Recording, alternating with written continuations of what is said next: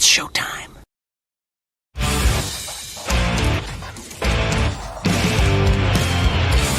BSnBEER Media, in association with STWF TV, the podcasting network. Introducing the best in the world!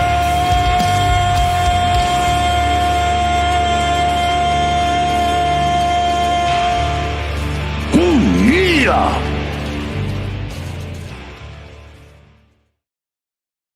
What's going on, everybody? Welcome into the show. Best in the world, hashtag BITW. I am Dale. With me, as usual, from Sports for You. It's Trell. What's going on, man? What's going on, Dale? How we doing today? Happy Wednesday. Happy Thursday, actually. Excuse me. Happy Thursday. Happy Thursday, yes. Yes, man. Doing good, man. Just out here. I watched AEW like earlier today, and you know, I've got a few things to say about them. And Survivor Series War Games this weekend. I did enjoy everything. It was it's a Triple H short card. Like it is what it is, you know. Mm-hmm. So, but there was so much stuff within those 5 matches, you know. Yes, exactly. It makes everything meaningful. Yes. So yeah, man. Let's get started, man. Let's talk a little bit about AEW and what's going on down there in AEW. So, all right. The number one thing I like to get your thoughts on is, okay, so Shelton Benjamin lost his match in the I believe it's a Continental Classic tournament, right? It was part of the tournament. Yeah. Okay, and so he lost his match, and you know the Hurt Syndicate got him in the back, and they were disappointed. They gave him a talking to. So, what do you think is going to happen from here?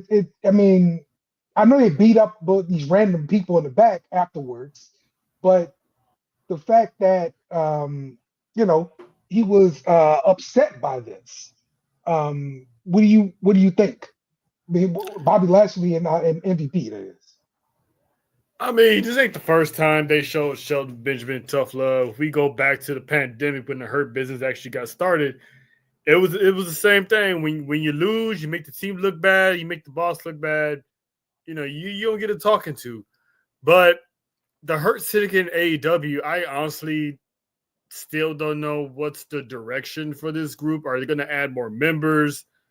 What's their next biggest feud? Because right now they're just there. Right. So, right. Which was like one of my major concerns when they signed to AEW. It's like, what are they going to do with them? Because they pretty much this roster still all over the place. So, it's just I just take it as, you know, tough love. You know, their excellence. They're expecting excellence every time. So between that, I don't see nothing else coming out of that besides them possibly getting a new member, which we still don't have a clue who that might be. But I'm just as clueless as you are at this point. I do not know the direction of the Hurt Syndicate. Yeah, I mean, you know, weeks ago they handed out those cards and all this kind of stuff, and then MVP did make mention of it, saying, you know, if we handed you a card, you should be, you know, jumping at the chance. Mm-hmm. But so I'm looking forward to seeing what they do with that next. But yeah, I see a female member of the group if we can get one. Yeah. I mean, it could be anyone. It doesn't even have to be Mercedes. It could be Red Velvet. They're not really doing anything. Tony Khan could pull a huge swerve and add Willow Nightingale to the group. Which that would be awesome because she's a powerhouse. She'll be unstoppable within that crew. Yeah, Queen Aminata maybe. Okay. You know, yeah, that'd be a good career turn for her. Put her with the Hurt Business or the Hurt Syndicate. I mean, they need to do something. They need to be creative with this, and because it's gonna it has a tendency of it's going to fall flat within the next 2 months. Yeah, yeah. I'm really hoping that doesn't happen. Do you think it has to be? Do you think it needs to be like a thing where you're it's a gang warfare or whatever, right? Like Hurt Syndicate against like I don't know the Moxie's group or whatever. Do you think they need something like that, or do you think they all need just they're all singular beefs that they go through? I mean, at this point, you brought them all in together to be a group, so I would think that they can either just start wars with other factions or back up Bobby when Bobby goes on his runs. Make it meaningful, make it make sense out of everything. But a little feud with someone, would hurt. Maybe the House of Black, they're not really doing anything either. The Acclaim is on its way to Splitsville. You still got the Dark Order. Dark Order isn't doing anything. You still got Top Flight and Action Andretti. They're not doing anything. So it looks like I don't know what Bobby's doing. He just after Swerve, he's just pretty much just sitting around. Maybe he's buying his time. I don't know why he's not in the Intercontinental Classic. He could have easily took Dan Garcia's spot because TNT champion doesn't even need to be in the tournament to begin with. So I need something. If they chose to go to AEW because they wanted a difference, they wanted a change, they wasn't liking how Triple H was running things. Well, I'm expecting to see some results. Otherwise, it's just like you went to the greener grass for the higher money. Yeah.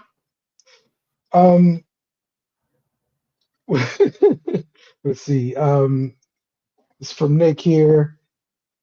It says, who do you want to be in the Hurt Syndicate's new member? Do you know they're elevating at least one person? Caster, Ricochet, doubtful. You'd love to see Hobbs with them. So, yeah. I've been calling for Hobbs since the beginning.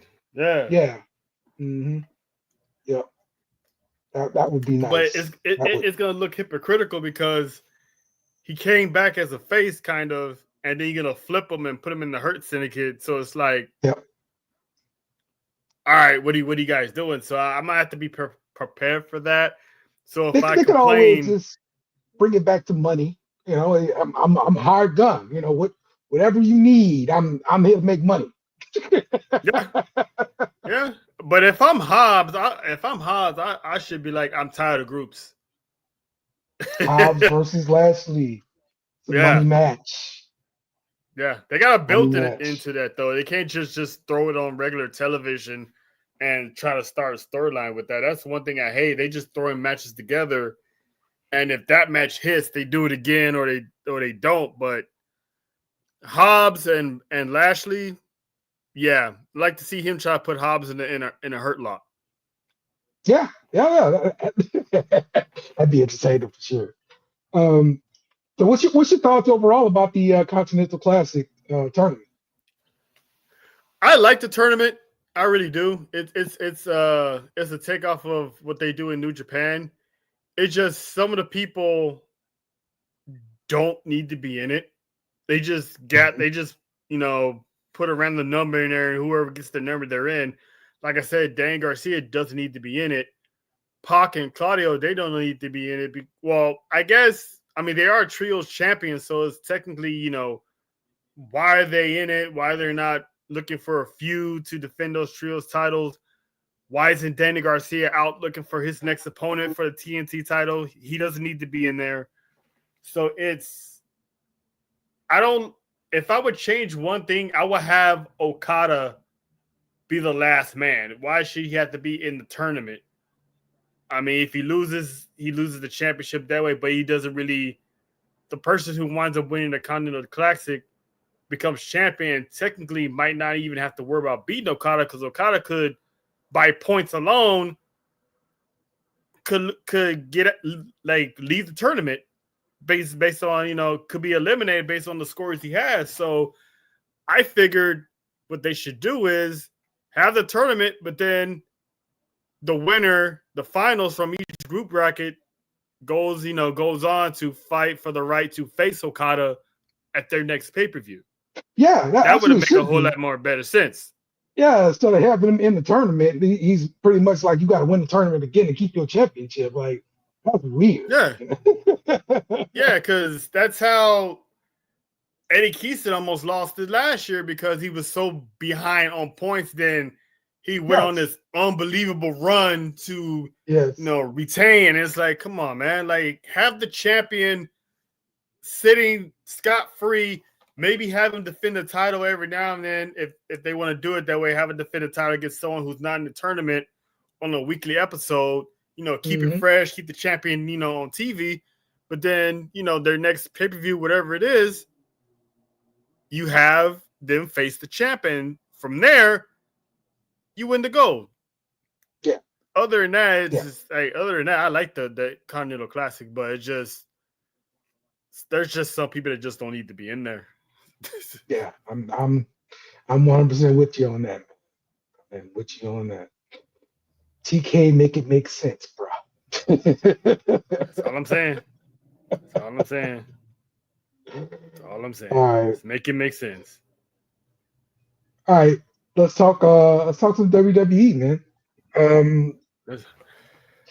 We had Survivor Series this last weekend here. So let's start off with the women's War Games match. What's your thoughts on that one? Well, I hear you broke up. Your thoughts on the women's War Games match? Oh, my thoughts on the match. The beginning was sloppy. I explained this yesterday on our show.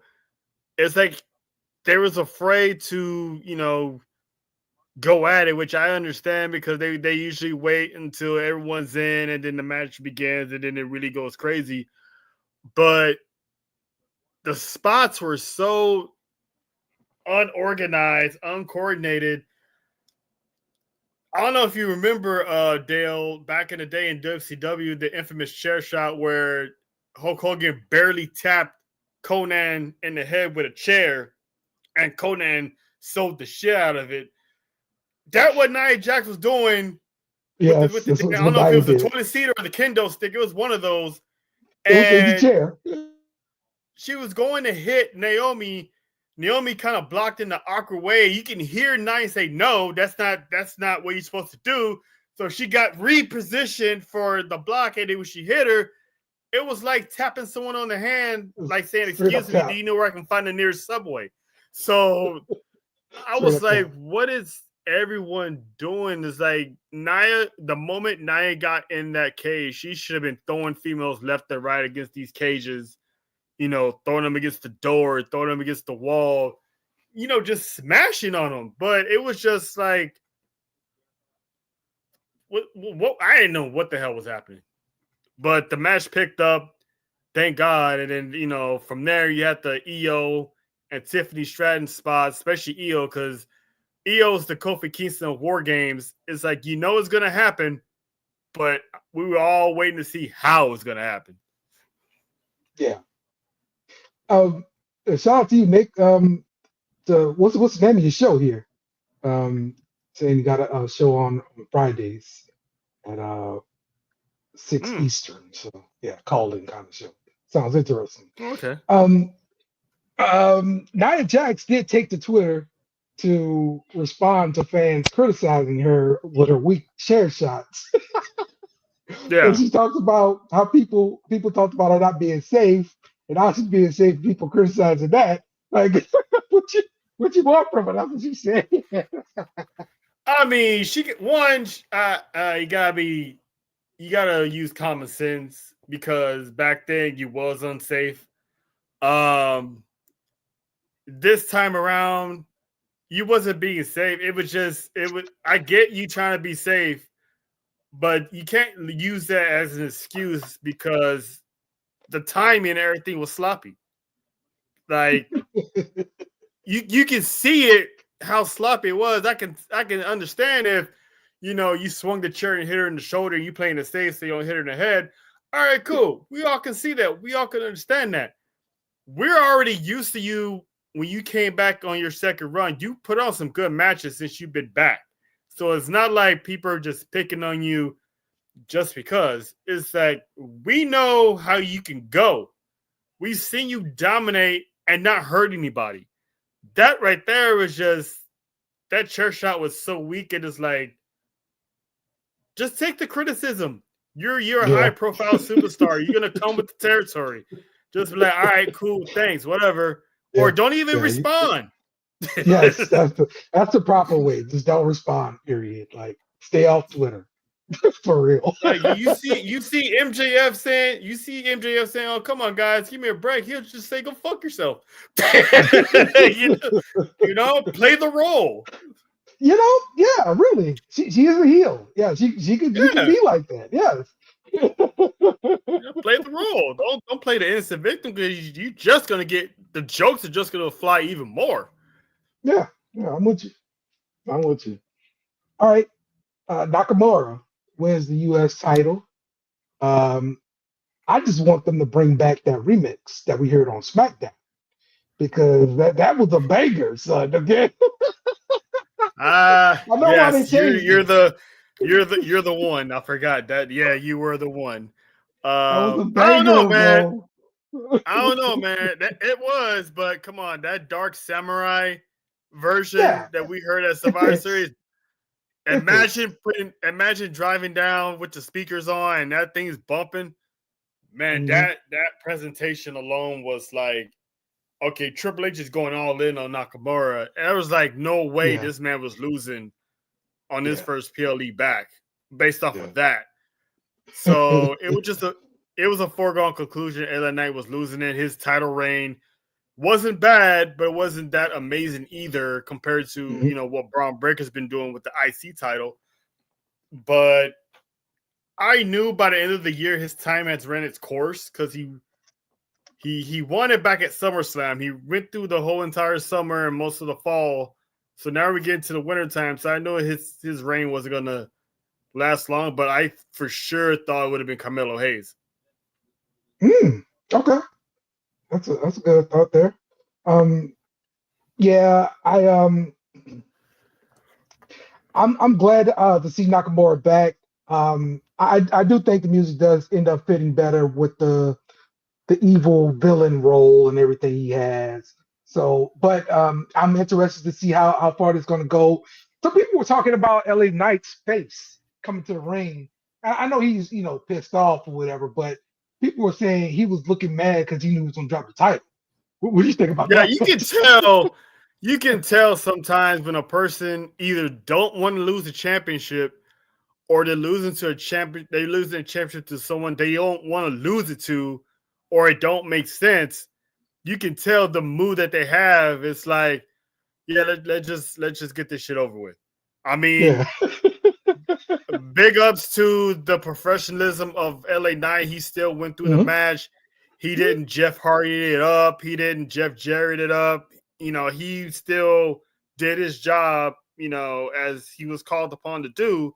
But I don't blame him. I really don't. The man has been gone for 7 months in Japan. He comes back and oh, by the way, he's taking your title with no build, no nothing. So I'll be a little upset too. So hopefully he doesn't get a lot of heat in the back for his facial expressions, because he still carried on with the match like a trooper. So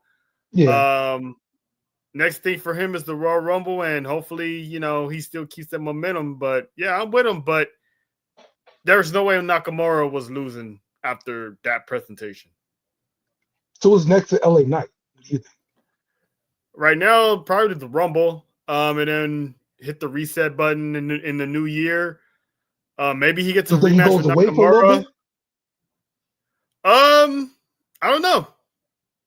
I wouldn't be surprised they do a heel turn on this, but it wouldn't make any sense if Nakamura's a heel too. No. LA Knight sells so much merch too, man. I mean, they can keep him as a tweener, have that little attitude of, of losing the championship. But for him right now, he's ran through Andrade, he's ran through Carmelo Hayes, defended the championship against both of them and in a triple threat. So that's ran its course. Yeah. I don't know. I honestly don't know what's next for LA Knight. Maybe when Netflix comes around, maybe he gets moved to Raw. Maybe they have another draft, or who knows. But right now, I would say, keep a low pro here and there, and who knows. Okay. All right. The Intercontinental Championship, Braun Breaker, he defeated Sheamus and Ludwig Kaiser in a triple threat match. So he's still champ. What do you think about that match, and what do you think is next for Braun Breaker? Man, Braun Breaker's a freak athlete. That man is. I said it before, and I say it again. He just surpassed Rhino on having the best spear in the history of wrestling. Like, he jumped over Sheamus to land a perfect spear on Ludwig. No botching, no nothing. And it's like, who the hell does that? Yes. The man is insane. I don't see him losing anytime soon. If he does lose the IC title, it's going to be next year. He's going to have I'm expecting him to have a good showing in the Royal Rumble. If anything, the Final Four. Because usually the Final Four always go on to have good careers, or, they the future. So I'm expecting big things out of him. But, man, he proved that, the rocket is strapped to his back, and he is going to be the face of WWE. Like, Absolutely. someone you can trust. Absolutely. And not with the Steiner name, too. Like, that's... Yeah. Like you say, he doesn't need to use his family name. He's doing it on his own. And, he's proven he's the real deal. He's going to be World Heavyweight Champion sometime next year, or if not in 2026. But I'm pretty sure next year, in 2025, one way or another, Braun Breaker will be World Heavyweight Champion. Mm-hmm. Yep, I agree. For the World Heavyweight Championship, Gunther defeated Damian Priest. Now, it wasn't without some controversy, and I like the controversy we sparked. I like what they're doing with Finn. He's a bad guy, sneaky guy, and they're gonna use him in singles matches pretty soon here. But my problem with it is I don't want to see Judgment Day go away. That's my whole problem. And the way it's forming, it looks like they're gonna get rid of the Judgment Day. Yeah, it Judgment Day has ran its course if you really think about it. They're teasing the little split between him and Dom. I'm going to go ahead and say they're planting the seeds for an eventual potential sooner or later Dominic Mysterio heel face turn, because him and Finn got this little secret rivalry going on, like Bulldog and Owen Hart had that little rivalry going on within the Hart Foundation. Okay. They was in the same group, but they still had that, thing going on, and Dominic still holds it over him that he's the only one out of the group that's beaten Damian Priest, and Finn doesn't like it. Gunther basically denied him a championship match and just looked at Dom and was like, "Hey, how about I give you a shot since you beat Damian? I'm gonna give it to you." So Finn is just coming up as a hypocrite saying, there's no leaders. We got rid of Liv and Damian because, they changed and they tried to act like leaders. There's no leadership here, but yet he's still trying to play that leadership role. So it's only a matter of time. Yeah, it's only a matter of time that Judgment Day go for a split. Him and JD are going to go their way. Liv, Dom, and Raquel are going to go this way, and whoever Carlito chooses, they're stuck with him. And I'm so afraid for Carlito. I'm afraid for JD as well. I just think they're gonna fall into irrelevancy, and I'm I don't concern know. for I don't think they would. Okay. I don't think JD would fall into irrelevancy. I mean, for all we know, him and Carlito might form a tag team, or maybe JD would go on his own and have some singles matches and and be in an IC mid card title group. Built that roster up for the mid carders. Him, Ludwig, Braun, and everyone else like Chad Gable, stuff like that, have a mid-card roster. So I think they'll be fine. It's just, I don't know how they're going to split them up. Is it going to happen at the Rumble? Because we all know Finn's getting that title shot at Saturday night's main event, and I'm expecting Damian Priest to ruin that too. Good point. Good point there. Yeah, I mean, look, Saturday night main event gonna be shaping up pretty soon here. That's what, December 16th, is that right? Something like that. I believe so. Middle December. So It's like next yeah. weekend, if not, if anything. Oh, 15th probably. No. It's okay. Yeah, 14th, if I'm not mistaken. 14th. Yeah. Okay. Yeah. That's it. All right. Cool. Yeah, that should be pretty nice, man. So, all right. Let's talk about the big match. Okay, between the OG Bloodline and CM Punk versus the new Bloodline with Bronson Reed. Do you think Bronson Reed gonna stay in the new Bloodline?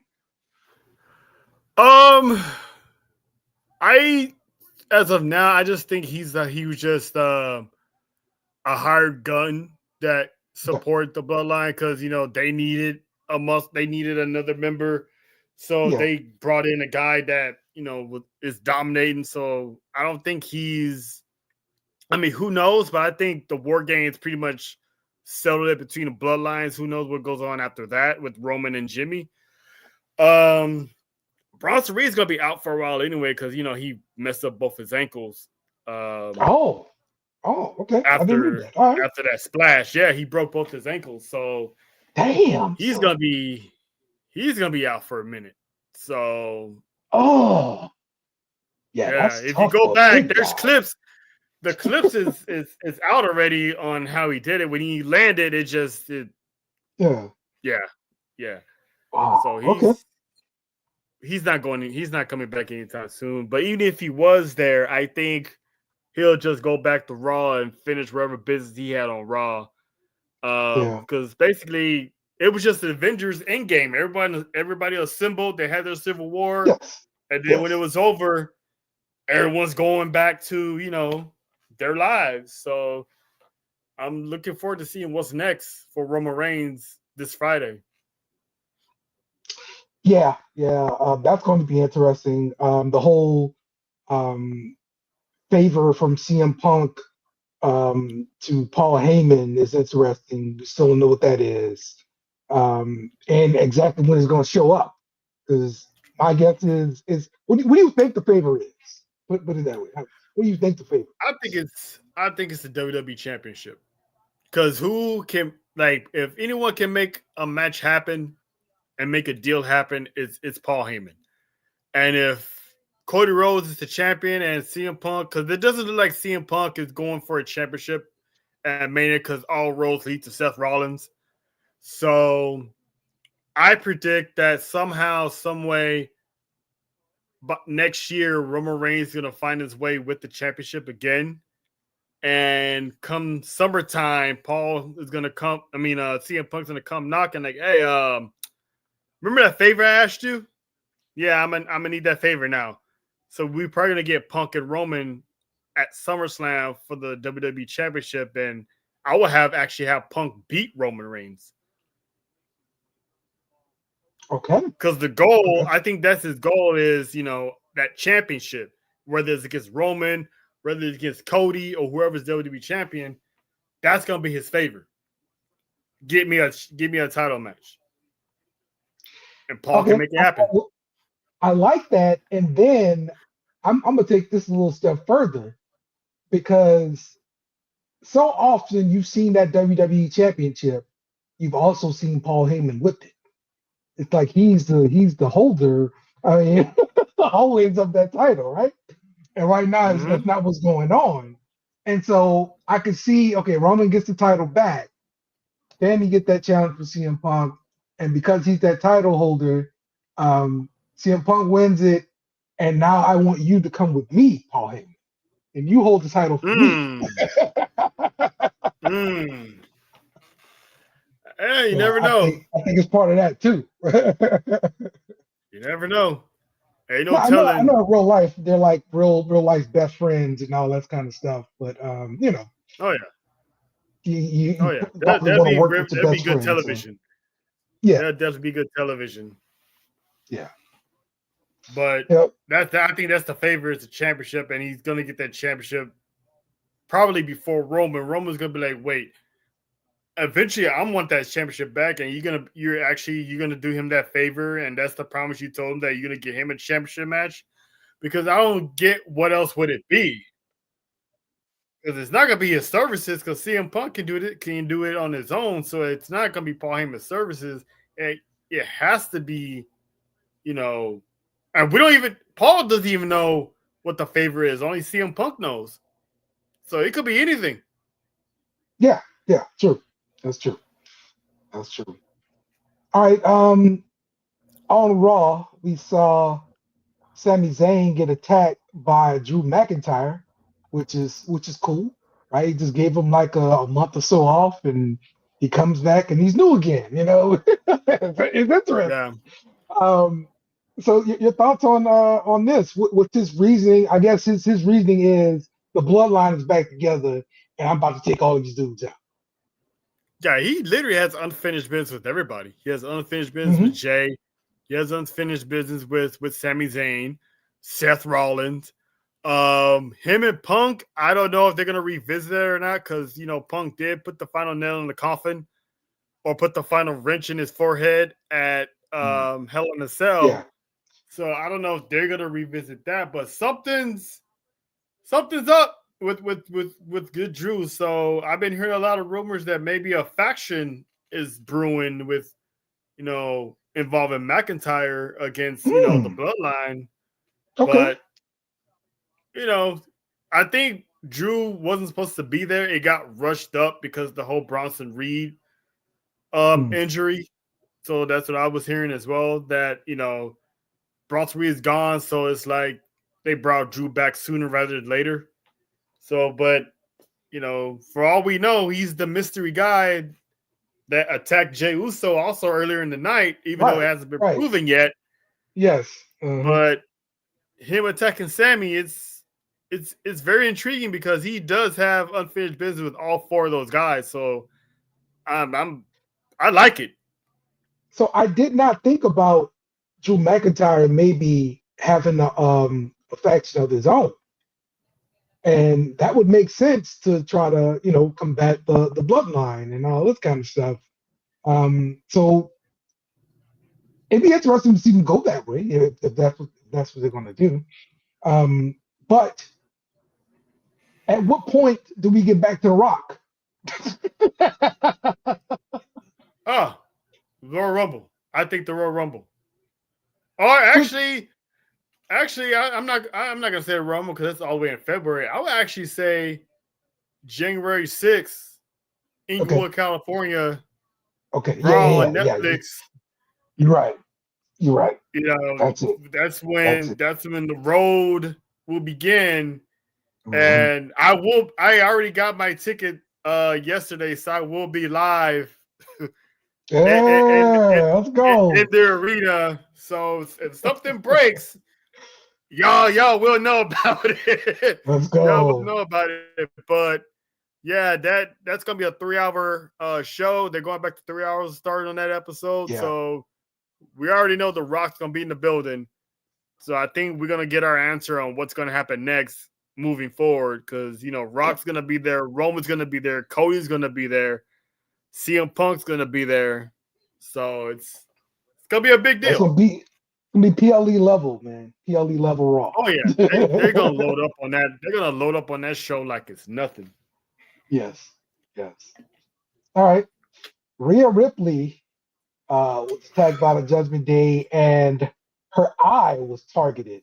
I did like the little mask that she came out with, but she ditched the mask and she competing without the mask. And so, because she competed without the mask, they want to exploit the whole eye socket thing again. So your thoughts on this thing going on between Rhea Ripley and Judgment Day again? I mean, it's going on long enough. I want this to spin off to Rhea and Raquel because the damage they've done in NXT to one another. I know if you give them 15, 20 minutes on the main roster, they can tear the house down. So I have predicted, she can't catch Liv. She's not going to be able to beat Liv. So she'll spin off and have a feud with Raquel. For all we know, Rhea might just win the title back at WrestleMania. So that could be in the cards for, down the road. But her and Liv is like, all right, you can't beat her. Go do something else, and let it be Raquel. Let those two girls put on a banger, and we go from there. But her and Judgment Day, it's her and Damian versus Judgment Day. It's gone on a little bit long enough for me. So hopefully by the beginning of the new year, this is all put to rest by then. Yeah, I'm with you. I definitely want to see Rhea versus Raquel, get that thing started. I thought it would be much more of that, and just Liv just getting a little sneak attacks in and just being a chicken shit heel. That's what I was just envisioning. So yeah, we'll see what ends up playing out with that. Let's move to the New Day. Big E interrupting the New Day 10-year anniversary celebration, and he tried to fix the issues between his brothers. But then Kofi Kingston and Xavier Woods just like turned on him. Yeah. And they're like, yo, you've been gone, bro. You didn't have surgery on your neck. You gone, bro. Yeah. It's like, you've been gone for all these months and a year, and now you want to come back and be our manager? What happened to when you broke your neck? You could have came back a week later and be like, you know what? I'm not clear, but I'm here for you guys. So, and then for them to bring up, Stone Cold, Edge, Kurt Angle, I'm like, damn, they and those guys had surgery on their necks. Yeah, exactly. So I was not expecting both of them to turn. I thought it would be like just Kofi and Xavier, just whatever it is. But when Big E came out, a little bit part of me, now don't hate me in the chat, the little bit of part of me wanted me to see them put a chair around Big E's neck and play on to the fact of, yeah, you ain't coming back. You ain't coming back, fam. You know what I'm saying? Like, really be like, oh, I hate those guys. Even though people already hate them. People are seeing death threats to the New Day and all that stuff. So it's working. Really? But, not literal death threats, but, people are in their feelings about, kayfabe wise. Well, the week before, when they were having this little argument in the back under the tent, people was chanting fight. I heard the people chanting fight. Yeah. I thought that's what it was going to be. I didn't know it was going to come out together. That threw me off. I thought, Xavier was going to come out first. Then Kofi was going to come out first. And, they have their little discussion. It gets heated again. And, a fight breaks out. But they both came out together and were just going to, go their separate ways. And Big E came out. I'm like, oh, shit. They're going to jump this man. Like, put the chair to his neck. Make it seem like, telling them, stay home. Go back to your desk job. We don't need you here now. And that would have definitely, because that had everyone in their feels. And when I was watching that segment, Dale, it reminded me the night, and I said this yesterday, and I'm going to keep saying it. It reminds me of the night Roman Reigns announced his leukemia to the world. And then an hour or so later, Dean Ambrose beat the dog shit out of Seth Rollins after they won the tag team titles, and everyone was like left stunned and like, what the hell is going on? Like, why are you doing this type of stuff? So for them, it's like you could tell they didn't want to do it in real life, but they knew that, they had a job to do, and Big E sold the hell out of it, trying to keep it together, telling everyone, we can fix this, you was at my hospital bed, your kids was at my house, blah, blah, blah. So it's those three are brothers, so it made it work so perfectly. That was good cinema. It really was. It was. John agrees, saying the segment was the best part of Raw. What's the thing about his idea? Yeah, change the New Day to the Bad Day. Nah. I do think they should jump the New Day, obviously, but if change the theme, have some new theme. They're gonna come out with new gear, I'm assuming. So, and this is a different heel New Day, because back then they were still with the jokes when they were heels. Yes. They were funny heels. This is like them. Like, this is Austin Creed and Kofi as a tag team. So I'm looking forward to seeing the damage they're gonna do. Yeah, it's gonna be interesting for sure. What do you think though? We're gonna get more Big E. I mean, I know you're gonna still do the kickoff show and all that kind of stuff, but you think we still get more of him? I think maybe they are, because me and John were discussing this a few days ago. The way it's set up, it's one of two ways. He's actually he's actually retiring, and he's never ever getting medically cleared, or they're holding out and planning a Big E return, probably at the Royal Rumble. Have Big E come back and take them both out, or find a tag team partner and face them. So that's the only two solutions. Either he's staying retired, and this is their way of getting him out and having Xavier and Kofi, do their thing away from New Day, or this is setting up for the biggest return since Edge.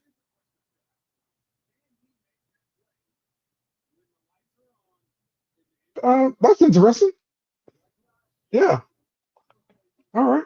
Because everyone's gonna be crying, everyone's gonna be happy seeing Big E come through that apron in his gear. So if that's the case, it's gonna top Edge on his 10-year return. But if it's not, if we don't see Big E next year, this was their way of telling you, he's done.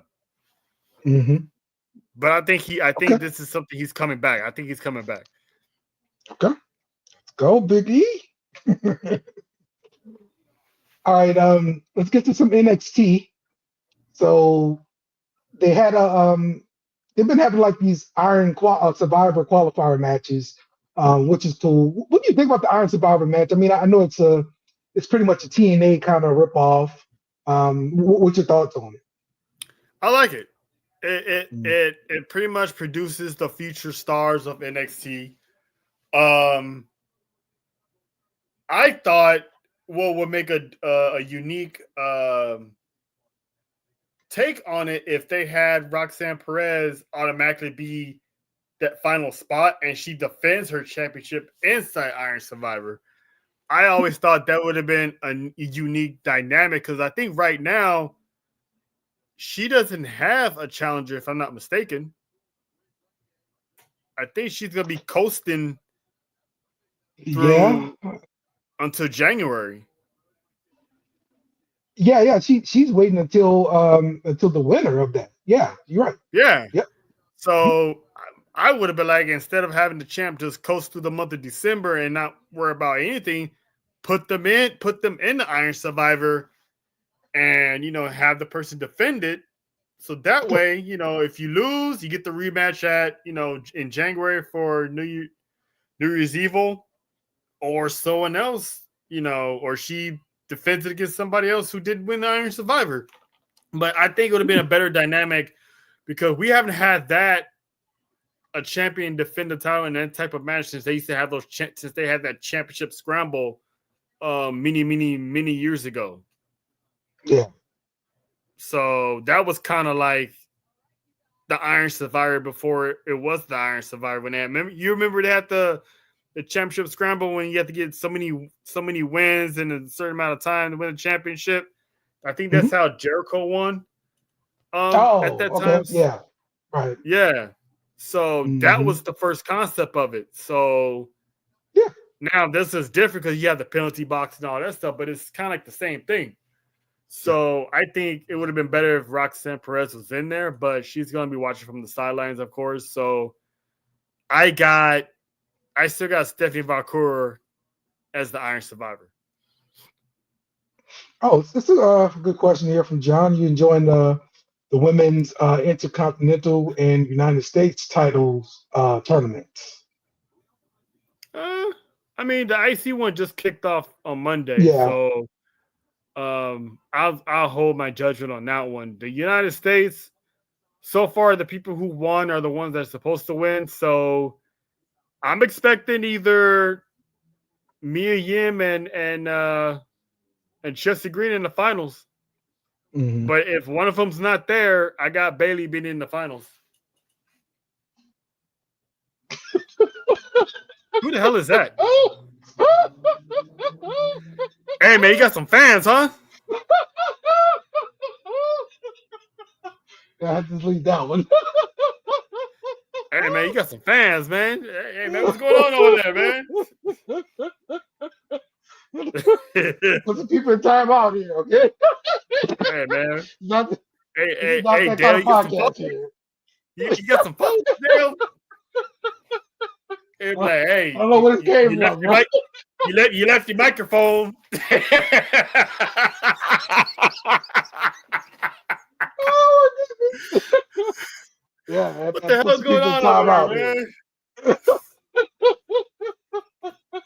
Hey, man. Put some people in time out over here. Okay. Good. Coming in strong. A little too strong. That's a little forward there, sir, or ma'am, or however you want to call yourself. Yes, this is we're talking about wrestling on this show. Okay, this is what we're talking about. Yeah, unless your name is Liv, Mina, Tony, or Mariah, respect yourself. All right, what's your thoughts on this this kind of love circle thing going on between Carmen Petrovic and Nikita Lyons and Shante Diadonis? Man, Nikita, stop being messy. That I don't like that. You know, I don't like that. You see your brother trying to, he's really falling for this girl, and you just, you know, you playing the role. You just come in there, hey, you know, still waiting for that text. And it turned out that, you know, the text that, you know, they exchanged was way before he caught eyes with Carmen. So that's kind of like his saving grace. But, you know, she's still being a little stubborn, hard-headed. You know, he's trying to help, and she thinks he pushed her on purpose or whatever. So they're dragging this out, but eventually, you know, we all know what's going to happen. So she got the win over Nikita. And Nikita did the famous, you know, what all girls do when they get rejected. You know, I didn't want you anyway line. And it's like, yeah, okay. Sure you didn't. So hopefully that's out the way between Carmen and Nikita. And, you know, that romance can finally, you know, give my guy Ashanti something to do. You know, give him something to do. You know.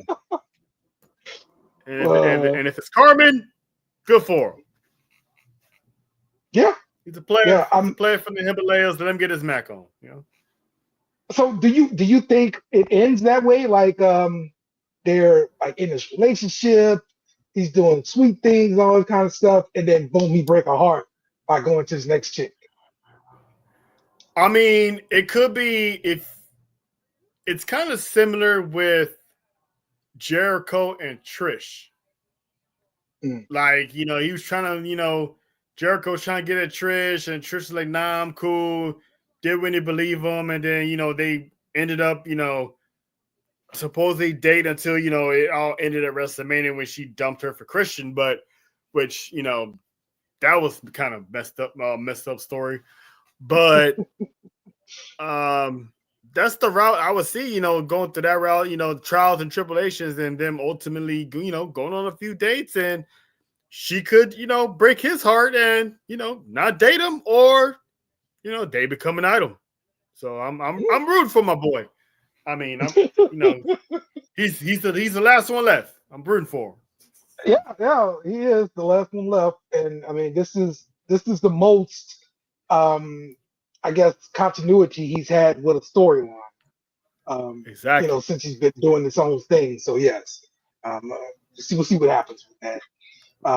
Eddie Thorpe wins the last chance Iron Survivor qualifier 4-way match. So now he's going to be in the match, and this is after he's had some drama with Ava, and Shawn Michaels put him up against the wall last week.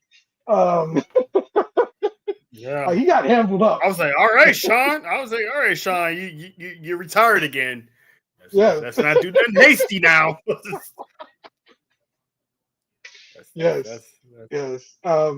So with him being an Iron Survivor match, do you think he's like the favorite here? Because I mean, they kind of been, I guess, kind of featuring him, and Ava ignoring him. He's getting screwed, all this kind of stuff. That's the thing. I don't know if he's even going to make it to Deadline. Given what happened to him on NXT, he someone jumped him. I got a few theories on who may have jumped him. It definitely wasn't Lexis King, because immediately the fingers are going to start pointing at him. Yes, he was the first one in the locker room. But it definitely wasn't him. My first theory is, I don't know if you remember this, Dale. Who did I say should lose the North American Championship and move on to beat Trick Williams for the NXT title? Talking about D'Angelo? Tony D? Yeah, who did I say should lose to Tony D and then move on to beat Trick? Oba you're talking about. Yeah. Maybe because all the talks of him going to the main roster slowed down, so I'm thinking maybe he pulled up, scared the crap out of Stone and old girl, because they looked kind of shook, like holy snap.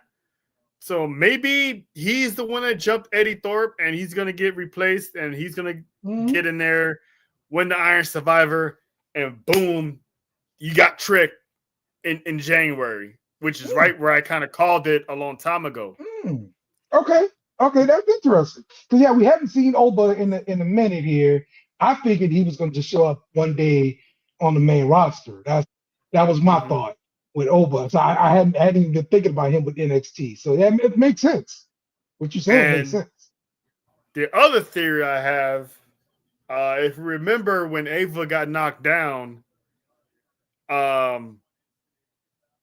Trick made a comment saying, I know Ava's going to be good, and I know her bloodline's going to make sure she's good.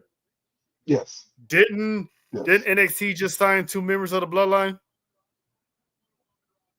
Oh, did they? Yeah, Lance is signed already, and I think the other Tongan, Hakio, I think he got signed by NXT too. So my other theory is, they're sticking up for Ava, and because remember Eddie Thorpe kept bringing it up, throughout the night, like, oh, I'm glad, Ava didn't suspend me. I got a second chance in Iron Survivor. She didn't suspend me, so I'm glad that didn't happen. Maybe her cousins, found them in the locker room and handled some business. And maybe Obafemi still comes back and gets added into that match anyway, but he didn't jump him. So it's either Obafemi or someone from the bloodline that jumped Eddie Thorpe, in my opinion. Those are my 2 theories.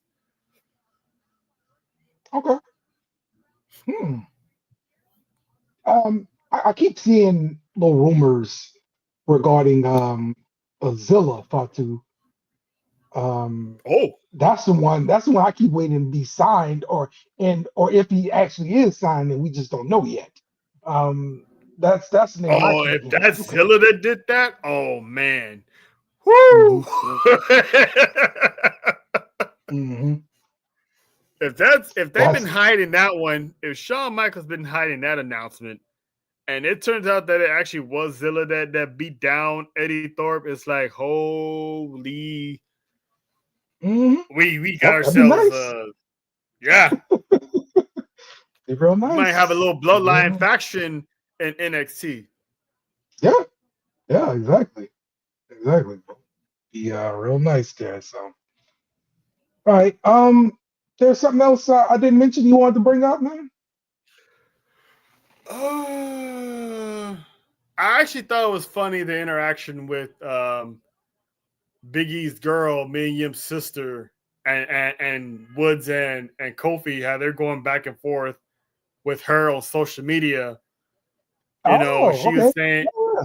she was saying how, you know, me and E just got like a house, and you know, I couldn't wait to, you know, have these guys over for dinner, you know, having to worry about Kofi and his vegan diet, and Xavier Woods, you know, his childlike palate.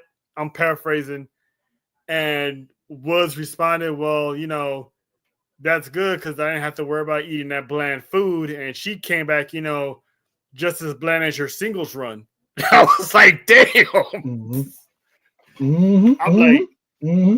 I was like, yeah, now you got the sister involved. So it's like, I like how they're bringing family involved and they doing all these tweets and stuff. It's like, I know they're at home right now at a campfire somewhere, just having a whole bunch of fun, you know, like letting this go, because that I can see this going, and the fact that she's involved, I wonder is Mia Yim gonna get involved.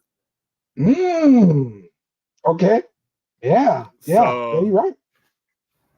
You're right. so that's gonna be interesting to see moving forward. It's just WWE right now. It got so many stories, so many twists and turns, so many swerves. It's like you don't know where it's gonna go every week. You're right. And I like Right. it, man. This is the best it's been so far. Oh, I saw something that says Raw. For Netflix, they're saying that no matter where Raw is in this next year, it's gonna be live. So they could Yeah, be from I Brussels saw that. or whatever. It's gonna be live. So I saw that. that's interesting. I guess this is more I guess investment from Netflix, making sure, hey, you're not gonna be putting out some tape stuff on Netflix so Yeah, everybody already know the results of. exactly. It's gonna be Exactly. live every week. Everyone's gonna find out at the same time. So they're gonna be on that European tour on the road to WrestleMania. So expect, you know, Monday Night Raw coming on at 10 o'clock in the morning, 12 noon, wherever your time zone is at. Expect to watch Monday Night Raw early, because they're gonna be in Europe on their way heading to Vegas. They're gonna have a few pit stops in Europe. So Yeah. it's I like it. I enjoy it because they're planning on having video on demand once the show ends, so no one won't miss out.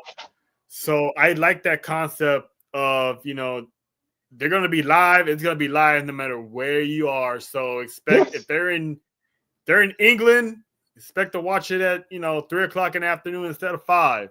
So if they're in Saudi, expect to watch it at 10 in the morning if you're on the West Coast or something, you know, or 12 noon if you're on the Central Time. So I like it.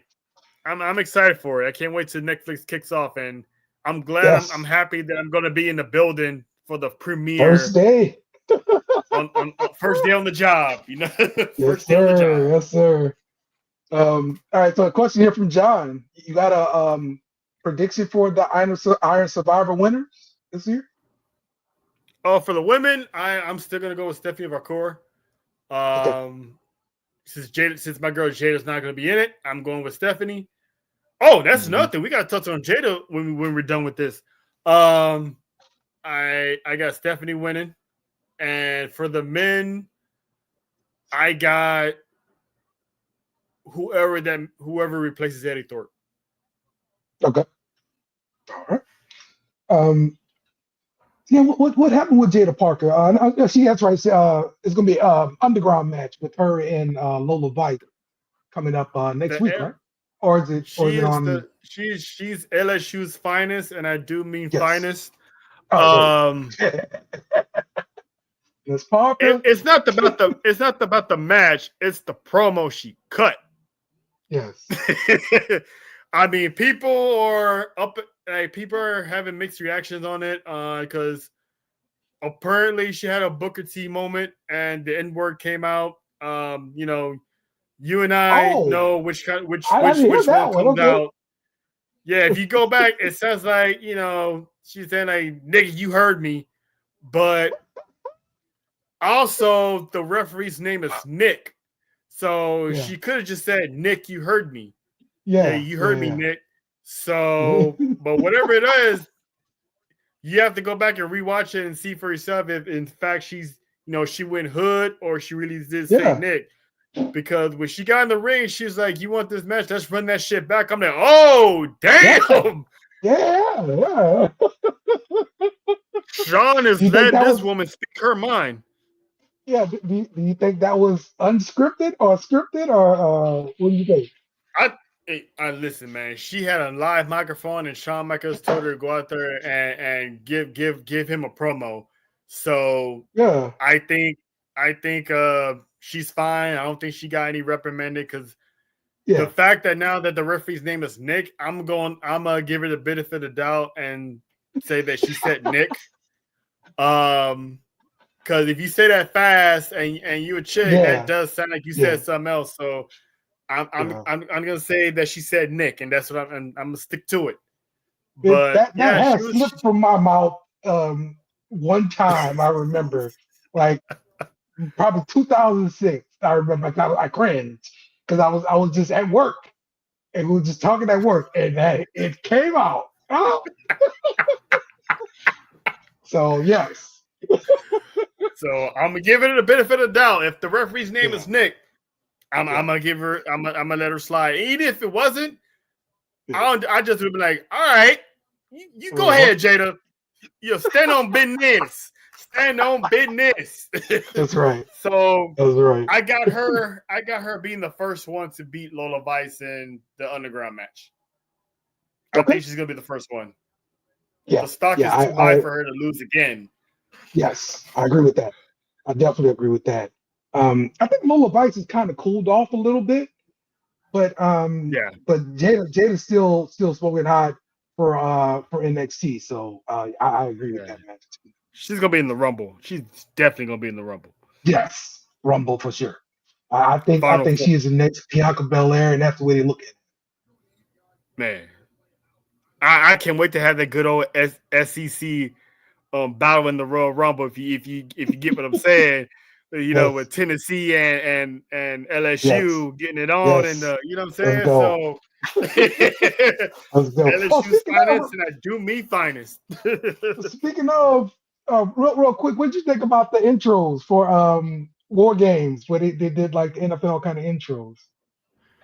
Oh man, I was dying all Saturday morning. I was dying. Like the first ones I saw was the OG Bloodline intros. I thought it was just them doing it. I didn't know it was like a for real thing. Yes. And Jimmy was like, NYU, no Yeet University. I was like, that had me dying. And then, the new Bloodline, they had theirs. And it was like, and it feels like to me, Tongaloa botched that too, but because he actually named an actual school. It's like, fuck you don't name a school for? You're supposed to be funny here. I'm like, so he messed that up too. He's always the odd one out. He always gotta be the different one. He just don't know when to play his role. And Tamatonga, he was like, leader of the yeah. That was awesome, bro. Man. The War Games intros, that was cool. You know, I liked it. John said Key and Peele are watching this with a smile on their face because, man, that had me dying all Saturday morning. I was like, what the hell is going on? Exactly. Whose idea was this so I could send them money on a Cash App and be like, thank you? Because that Bloodline one, that's funny, man. You had Yeet University, you had no Yeet University. So and then CM Punk, just the most generic white guy, like CM Punk, best in the world. Like, that's it. You know, best in the world. It works. All right, man. We wrapping this thing up, man. Trell, appreciate you joining us again. Be sure you check out your show on Wednesdays, right around 8:45 Central Time on Sport for You Wrestling. It's 7:15 Pacific, 9:15, Central, and 10:15, Eastern Standard Time. And check us out Saturday because we will have NXT Deadline watch along as well. Yes, sir. Watch along for Deadline. All right. Appreciate all of the comments and everybody chatting us up. We will see you guys next week. Kenny Omega. Must be you too. Goodbye. Mwah. Good night. Bang! Yes! Thanks for watching our show. Remember to subscribe for more shows on the network.